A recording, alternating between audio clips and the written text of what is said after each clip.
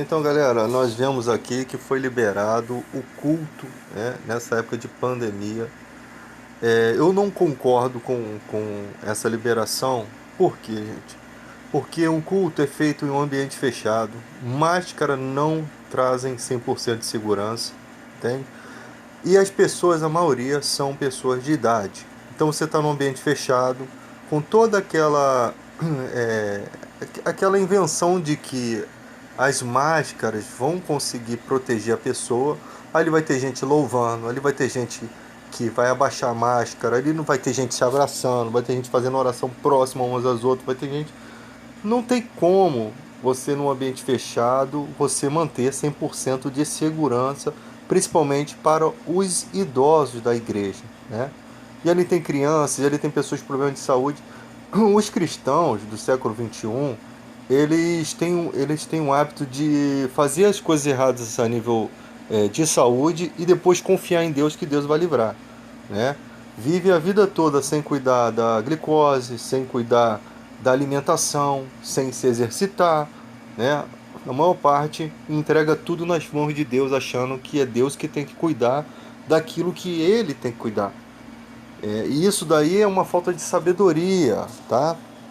Eu já vi muitas pessoas, não foram poucas pessoas, muitas pessoas que infartaram, que morreram por conta dessa confiança em excesso, né? Em achar que é Deus que tem que fazer as coisas que ela precisa fazer, tá?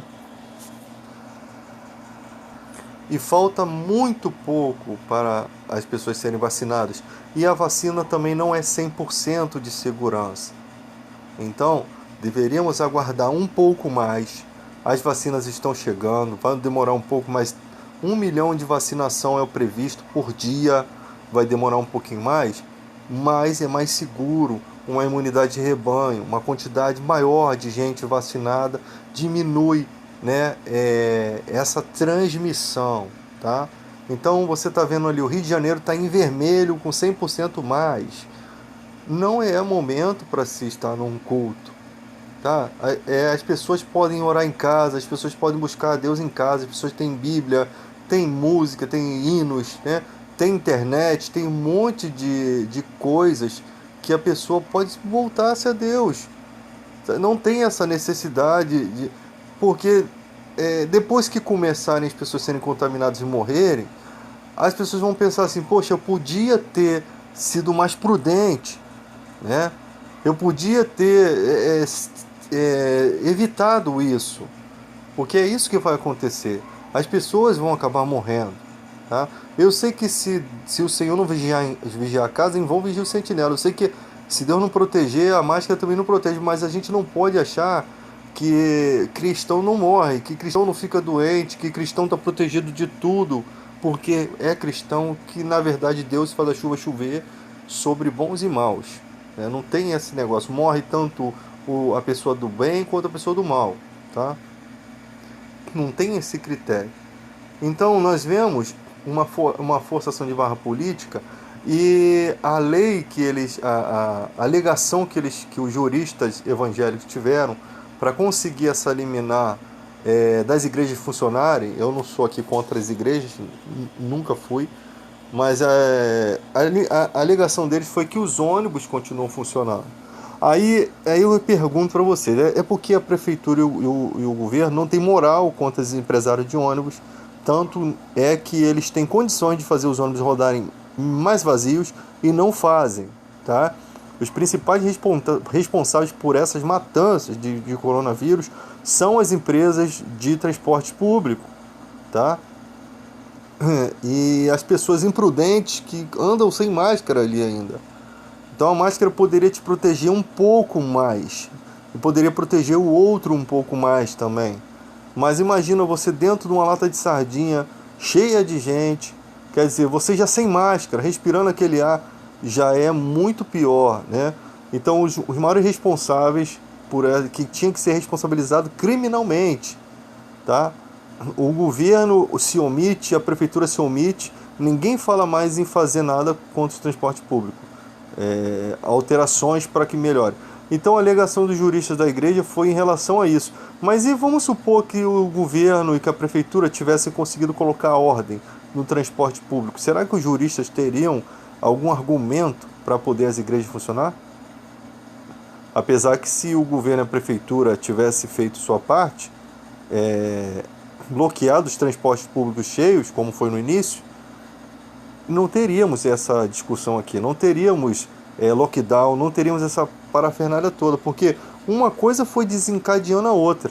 As pessoas, os donos de bares alopraram, os clientes alopraram por conta do transporte público. Olha o problema da onde que se desencadeou. As pessoas no final de semana não quiseram saber, foram todo mundo para a praia.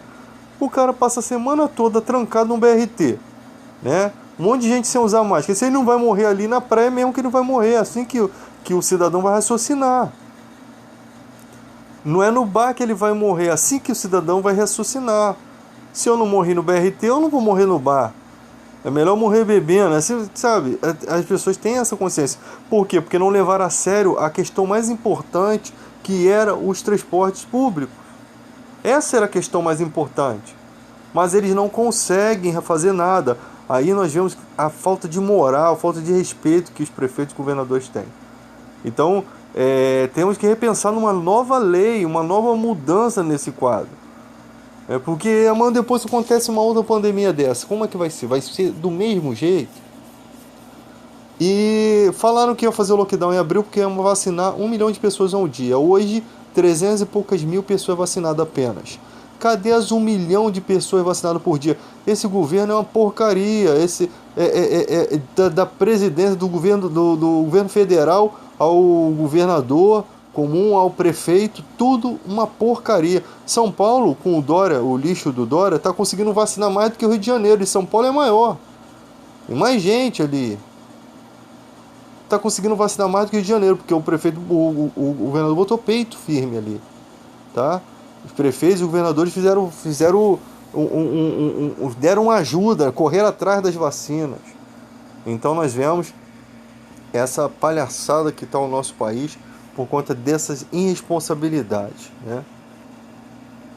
Aí o cara vai lá, faz o decreto a favor do uso de máscara e ele mesmo faz uma festa. E o que acontece com ele? Nada. A mulher vacinando os outros com vacina falsa. Sabe se é falso ou era verdadeira? Para mim era verdadeira, mas estão escondendo a situação para não alarmar nada, né? Para não dizer que está desviando as coisas. E não aconteceu nada, saiu pela porta da frente. E os empresários envolvidos, ninguém, não é o nome de ninguém citado, só a mulher que está de bucha. Então, gente, é uma palhaçada. Vivemos numa terra sem lei, literalmente uma terra sem lei, onde só o pobre que se ferra na cadeia. É uma terra literalmente sem lei. A gente está largado a Deus dará. Eu sempre falo, o caos, ele compensa. O caos, ele parece necessário, tá? Para que não se pense em fortalecimento das leis. Você tem um monte de lei, mas não funciona.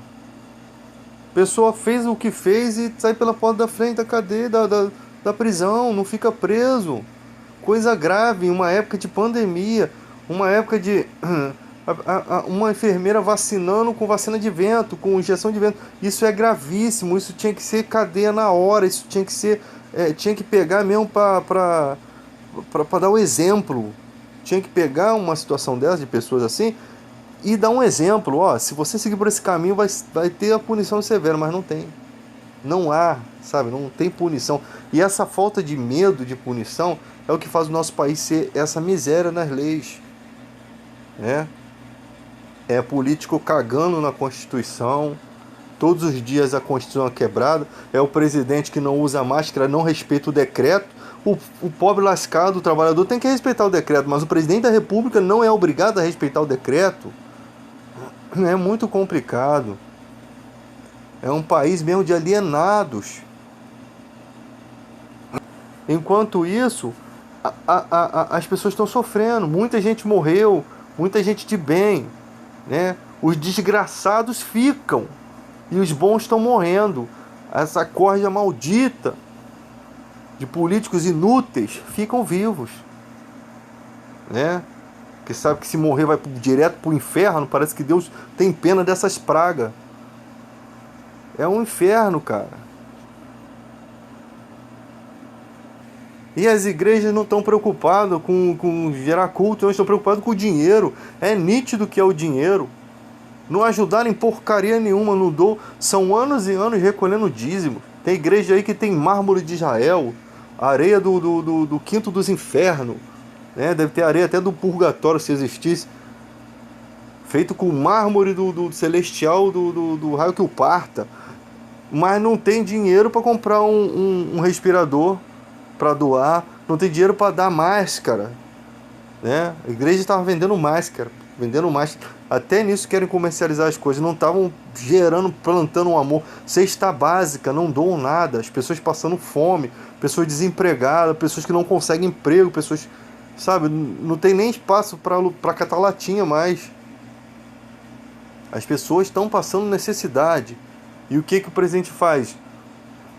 Um auxílio emergencial lixo, uma miséria. Uma miséria. Existe condição no país, existe, tem como ajudar a população, mas eles não ajudam, cara. Eles não ajudam. Tem dinheiro para pagar um monte de político, para comprar um monte de coisa, mas para o povo não tem.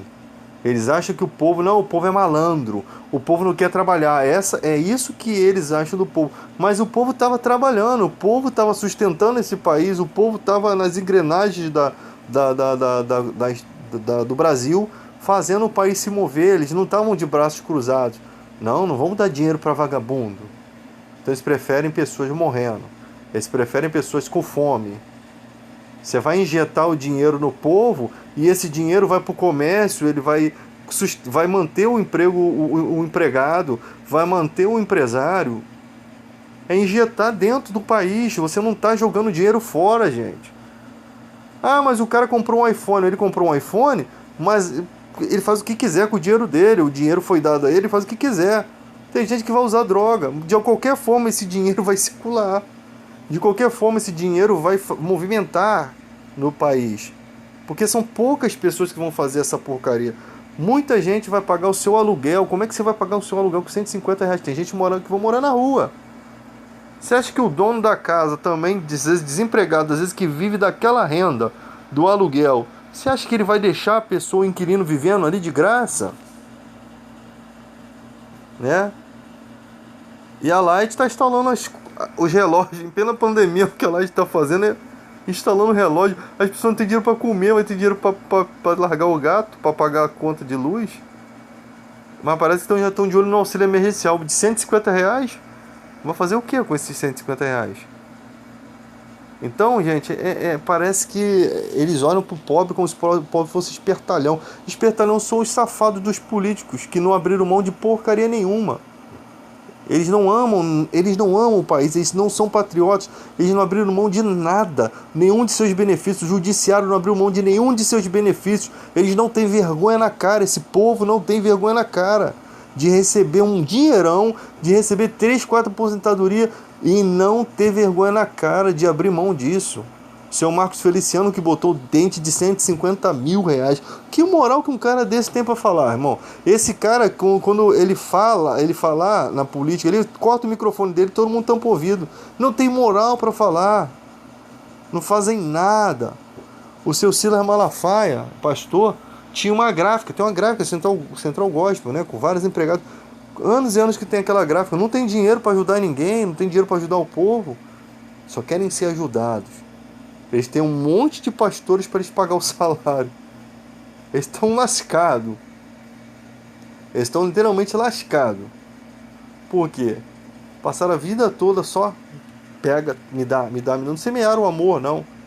Eles semearam o dinheiro. Sabe quando você gera o amor no coração das pessoas? Você não precisa ir atrás da pessoa para ela vir para a igreja para dar o dízimo, não. Ela já sabe daquilo que ela se fez como obrigação.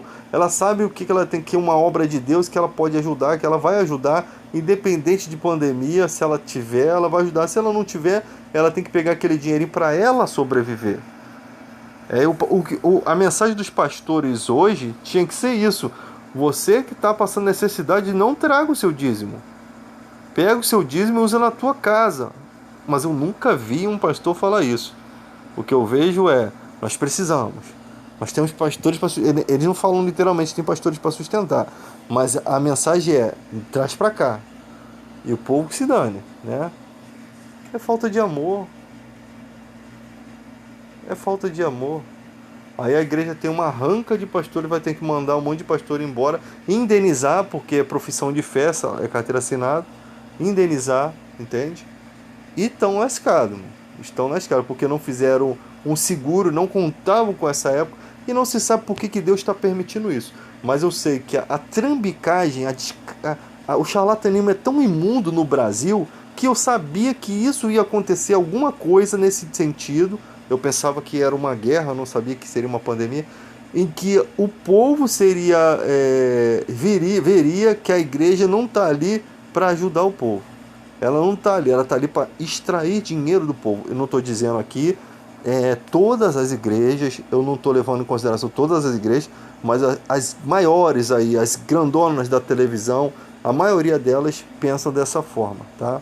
Então a gente não é contra a igreja, eu não sou contra a igreja, eu sou contra o sistema fedido que é criado e é notório, né? Porque se você tem uma igreja que realmente prega o evangelho e vive o evangelho, dificilmente alguém vai falar mal. Dificilmente. Pessoas inteligentes, pessoas prudentes vão ver que aquilo ali é uma obra séria.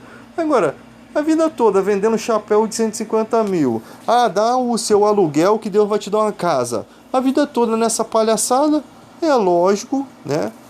Que chegaria um ponto que Deus ia ficar irritado com essa situação, né? E vamos ver o que vai ser a igreja daqui para frente, depois dessa pandemia, daqui para frente.